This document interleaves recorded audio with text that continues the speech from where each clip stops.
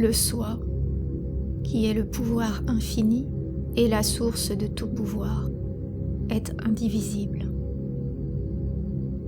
Pourtant, à l'intérieur de ce soi indivisible, il y a 5 Shaktis, ou pouvoirs du soi, aux fonctions variables qui opèrent simultanément.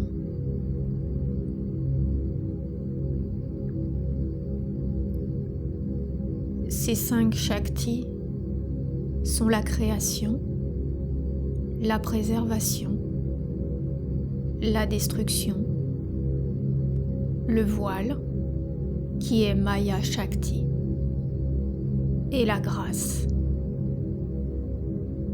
Cette 5e Shakti, la grâce, contrecarre et supprime la 4e Shakti, qui est Maya ou l'illusion. Maya signifie littéralement ce qui n'est pas. Lorsque Maya est totalement inactive, c'est-à-dire lorsque l'identification avec le corps et le mental a été abandonnée, il y a une prise de conscience de la conscience, de l'être.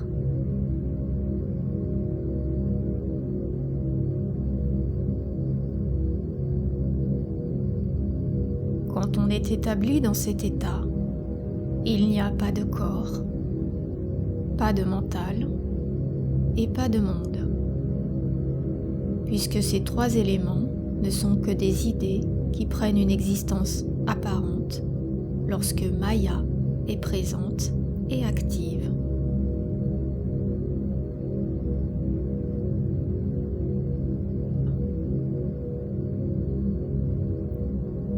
Lorsque le pouvoir de l'illusion est actif, le seul moyen efficace de dissoudre cette illusion est d'investiguer et de discriminer entre ce qui est réel, c'est-à-dire éternellement présent, et ce qui est irréel, c'est-à-dire éphémère et donc sujet à disparition, tôt ou tard.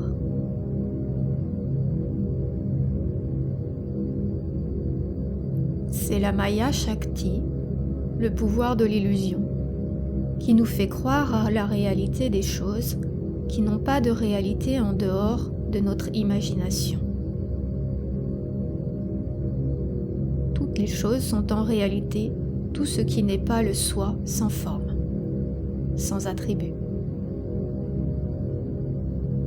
Autrement dit, seul le soi est réel, c'est-à-dire éternel et présent, et tout le reste est le fruit de notre imagination.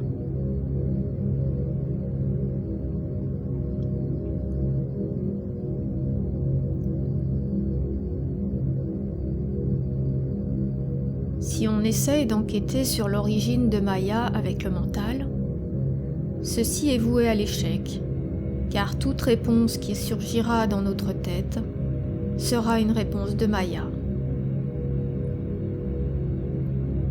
Pour comprendre comment le pouvoir de l'illusion opère et prend naissance, il est nécessaire de s'établir dans le soi, le seul endroit où nous sommes libérés de son pouvoir, puis de regarder comment l'illusion nous envahit chaque fois que nous ne parvenons pas à y maintenir notre attention.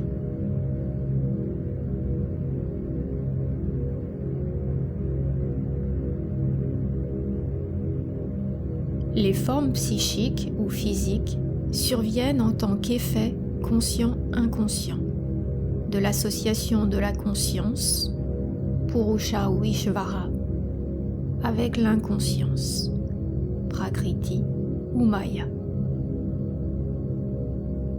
Maya est le pouvoir du soi par lequel les formes sont mesurées ou limitées. Maya, en tant que nom collectif de l'ignorance éternelle, ou Ajnana, produit en tant que Prapancha Shakti toutes les formes, en voilant d'abord la conscience dans l'ignorance par le pouvoir appelé Avarana Shakti, puis en projetant ces formes depuis la réserve des samskaras cosmiques. Ce pouvoir de projection est appelé Vikshepa Shakti.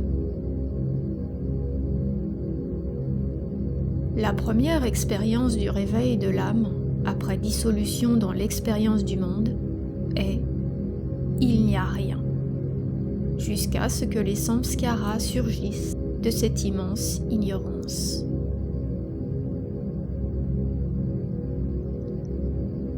En bref, Prakriti et Maya sont comme la materia prima de la philosophie thomiste, le principe de finition, l'activité qui dose, c'est-à-dire limite et crée des formes dans l'informe.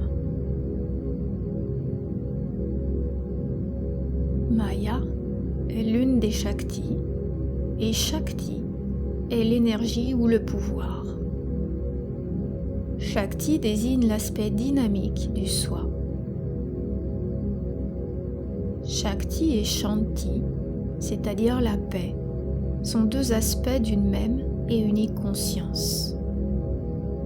On peut dire que Shanti est l'aspect non manifesté du soi, tandis que Shakti est l'aspect manifesté.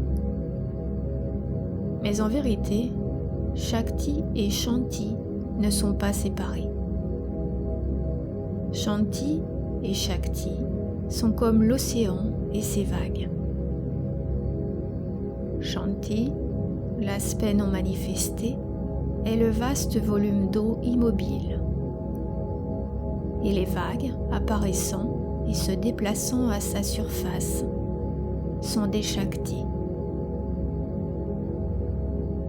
Shanti est immobile, vaste et universel, tandis que les vagues sont actives, dynamiques.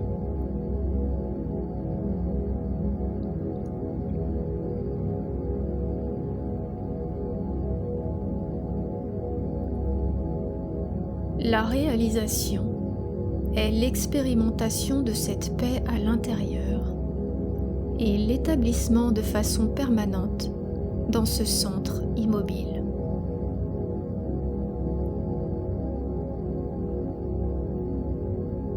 La réalisation conduit à voir que toutes les activités sont causées par la Shakti, le pouvoir du soi. Il y a prise de conscience qu'il n'y a en réalité pas d'individu faisant quoi que ce soit, mais simplement la manifestation des activités de la Shakti, du soi unique. Cette Shakti n'est pas séparée de ce que nous sommes en essence, de sorte que tout est le soi, et toutes les actions sont les siennes. Cependant, il est tout aussi correct de dire que Shiva, le soi, ne fait jamais rien.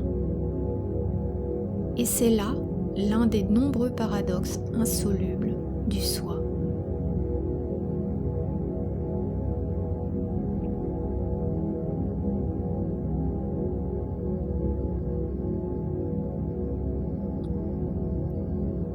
Ainsi, l'univers tout entier est contrôlé par l'unique Shakti, parfois appelé Parameshvara Shakti, le pouvoir du Seigneur suprême. Ce pouvoir déplace et ordonne toutes choses. Les lois naturelles, telles que les lois qui maintiennent les planètes sur leurs orbites, sont toutes des manifestations de cette Shakti, de ce pouvoir.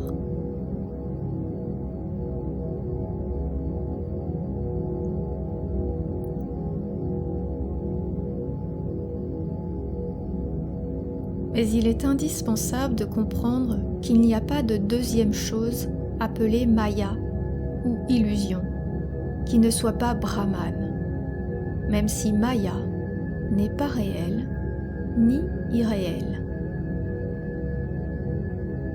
Parler de l'absolu, Brahman, le soi sans attribut, et de Maya, l'illusion, le soi avec attribut, en parlant de deux choses distinctes, est une idée fausse, une mauvaise compréhension. Le Brahman immuable, qui est la conscience absolue, apparaît dans la création sous la forme de Maya, qui est aussi Brahman, la conscience dynamique, renfermant en elle-même les tendances karmiques sans commencement, sous la forme des trois attributs de la nature, ou guna.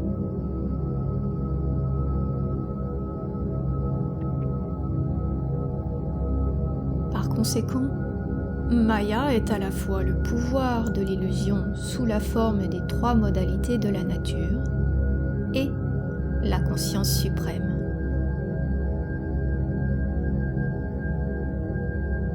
Comme il n'y a pas de second principe, ces attributs, ou guna, sont Chit Shakti, le pouvoir de la conscience.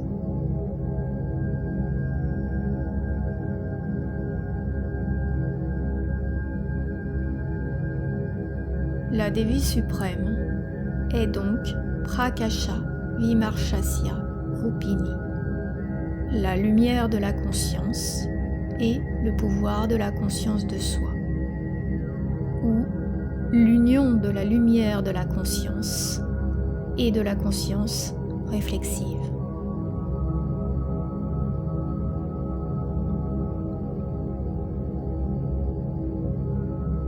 Dans l'état d'ignorance, le début d'une dichotomie s'établit dans la conscience unique. Le je et le ceci, idam ou univers, apparaissent comme séparés. Quand vus par le prisme du pouvoir de l'illusion, de Maya, l'aspect spécifique de Shiva est le soi, et l'aspect spécifique de Shakti est le non-soi. Mais ceci est vrai pour la conscience limitée seulement, car en vérité, Shiva et Shakti sont toujours identiques et jamais dissociés. Shakti, la conscience dynamique, prend en fait plusieurs formes, dont les deux principales sont Chit Shakti, ou la conscience en tant que Shakti, et Maya Shakti, ou ce qui n'est pas en tant que Shakti. Maya n'est pas ici une inconscience mystérieuse, quelque chose non réel ou non irréel.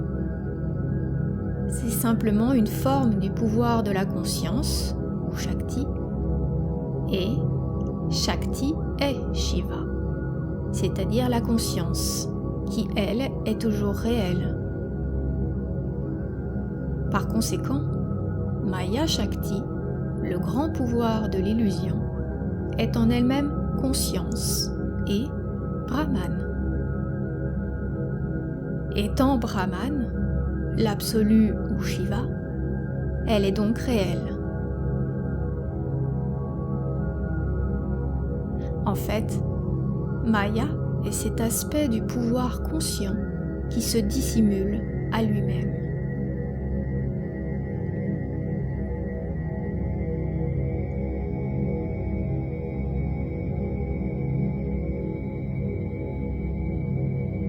Cette théorie du voile est commune à la philosophie Samkhya et au Vedanta.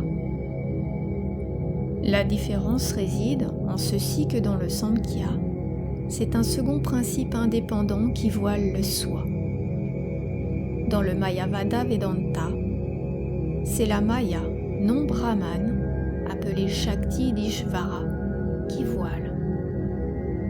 Et dans le Shakta Advaitavada, non dualiste, c'est la conscience qui, sans cesser d'être elle-même, se voile malgré tout.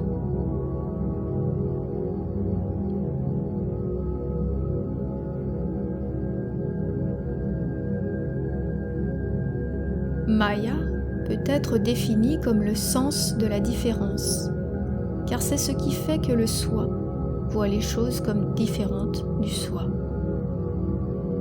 En vérité, le monde entier est le soi, que ce soit en tant que je, aham, ou ceci, idam. Le soi devient ainsi son propre objet. Il devient objet ou forme pour qu'il puisse profiter d'une expérience dualiste. Il reste cependant toujours simultanément ce qu'il était dans son expérience unitaire et bienheureuse. C'est le jeu éternel dans lequel le soi se cache et se cherche.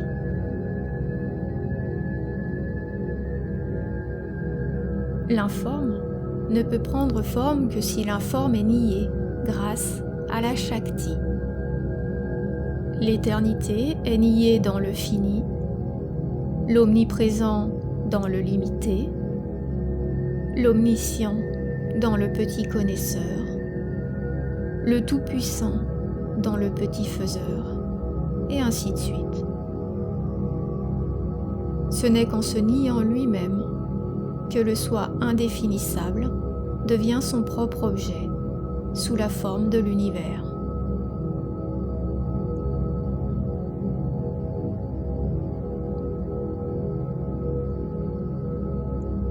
Ainsi, tout est la conscience.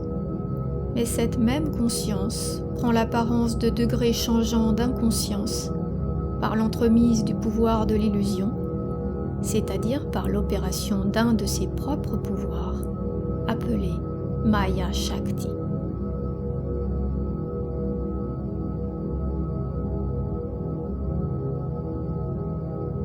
Par conséquent, Maya n'est pas une illusion ou un rêve, telle qu'elle est communément interprétée, surtout en Occident.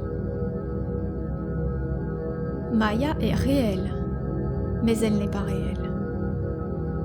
Elle est réelle, car le réel est derrière elle et lui donne son apparence de réalité.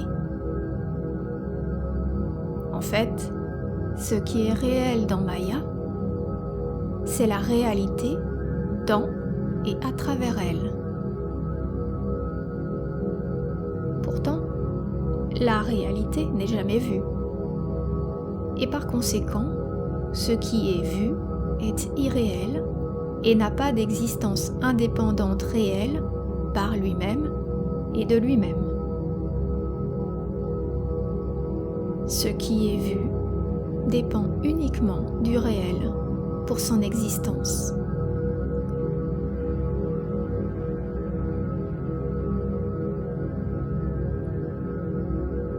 Maya est donc un insoluble paradoxe. Elle est réelle, mais pas réelle. Elle est une illusion, mais n'est pas une illusion. En clair, celui qui connaît vraiment le réel voit en Maya non pas une illusion, un rêve, mais l'unique réalité. Et celui qui ne connaît pas vraiment le réel voit dans l'illusion Maya et la pense réelle.